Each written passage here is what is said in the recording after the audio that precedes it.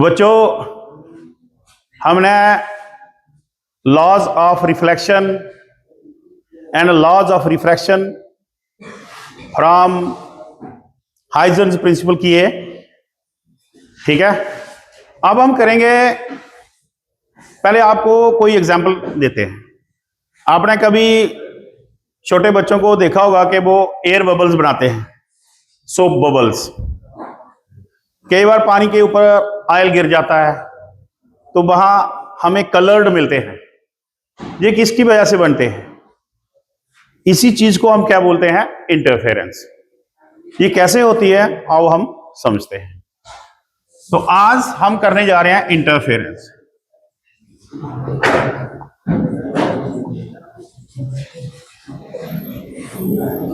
देखो बच्चे, अगर एक सोर्स होगा लाइट का, एक सोर्स है लाइट का, तो एनर्जी जो है, लाइट एनर्जी ऑल डायरेक्शन में इक्वली डिस्ट्रीब्यूट हो रही है।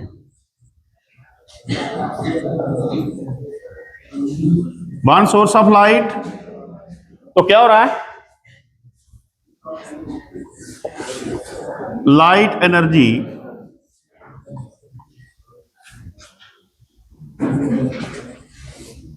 इक्वली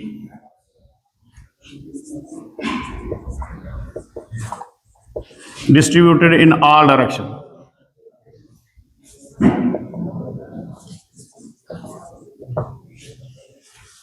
ठीक है। अगर टू सोर्स हों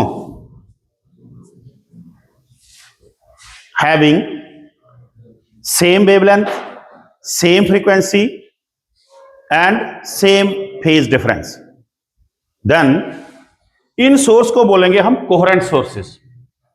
तो तब जो एनर्जी होगी ना, वो इक्वली डिस्ट्रीब्यूटेड नहीं होगी। देन लाइट एनर्जी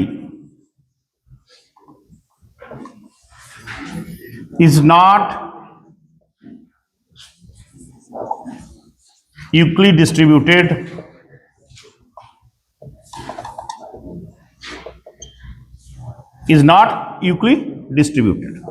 क्या होगा? कई जगह क्या होगा कि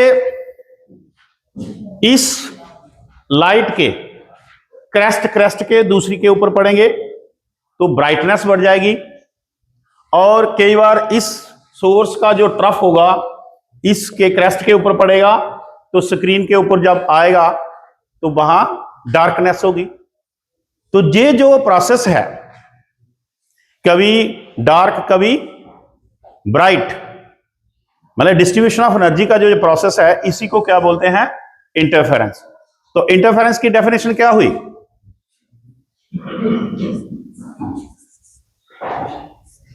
The redistribution of light energy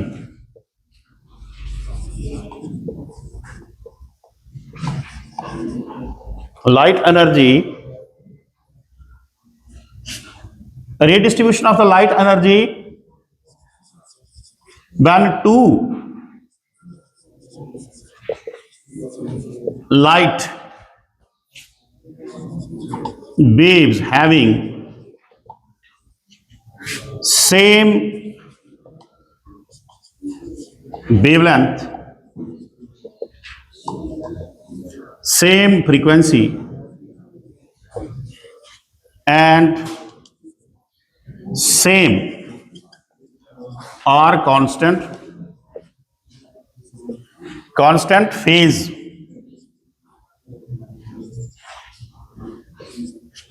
are superimposed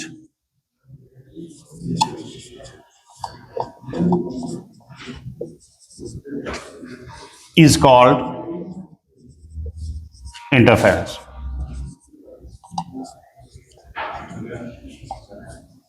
is called interference। ठीक है। अब हम करेंगे इसी के बेसिस के ऊपर, किसने दिया था ये एक्सपेरिमेंट?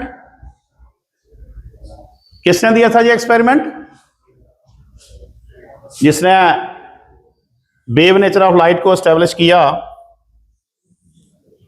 जंग्स ने। तो आ जाएगा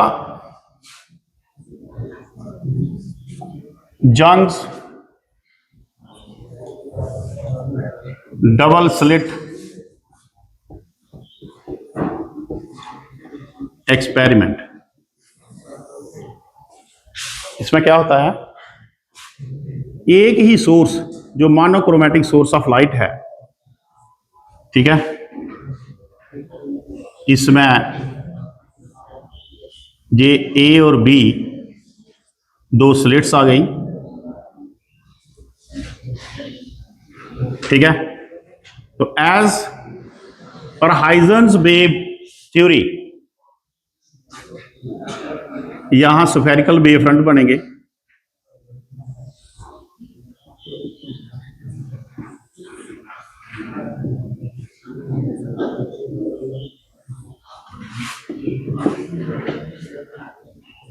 फिर यहां से भी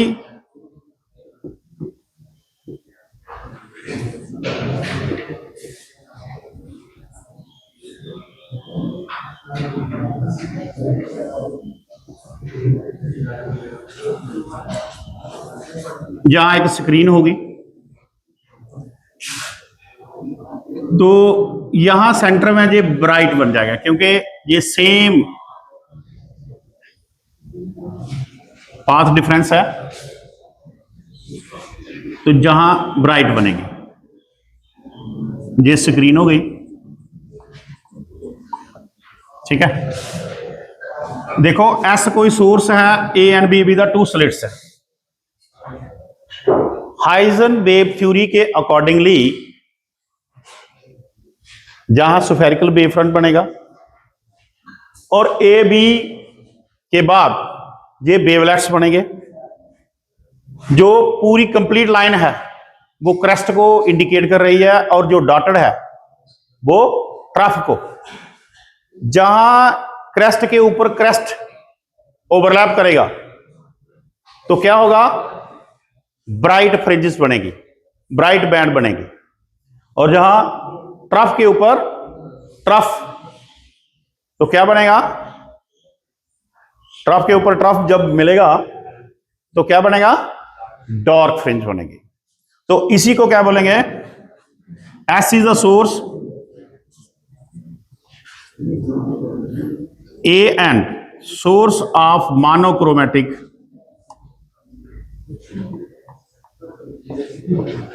लाइट है। तो ए एंड बी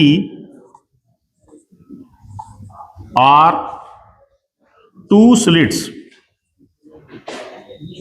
ठीक है, acting as two coherent sources.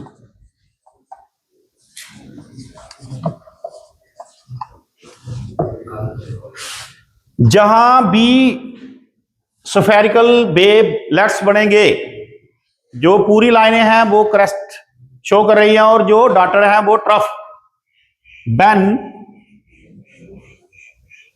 crest overlap with crest we get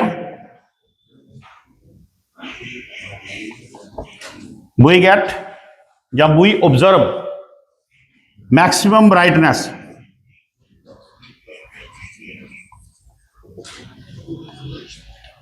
ठीक है, brightness called constructive interference।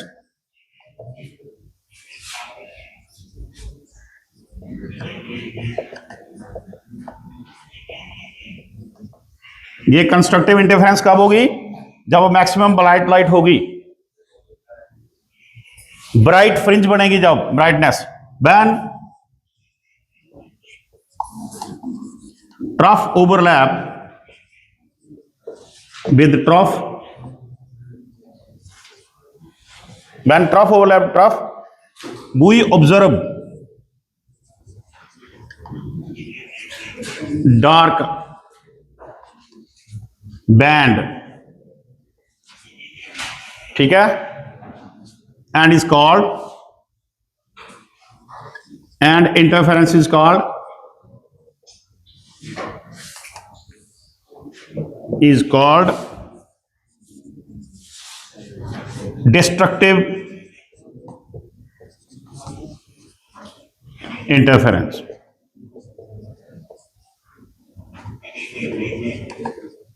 Destructive interference कब होगी?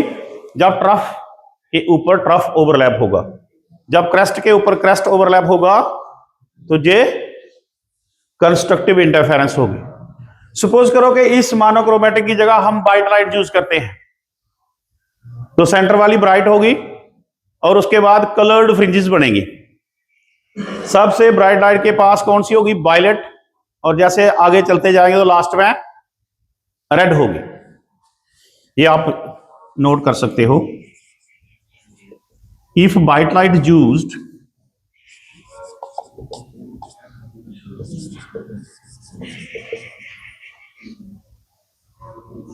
then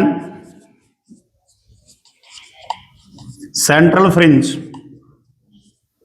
is bright with colored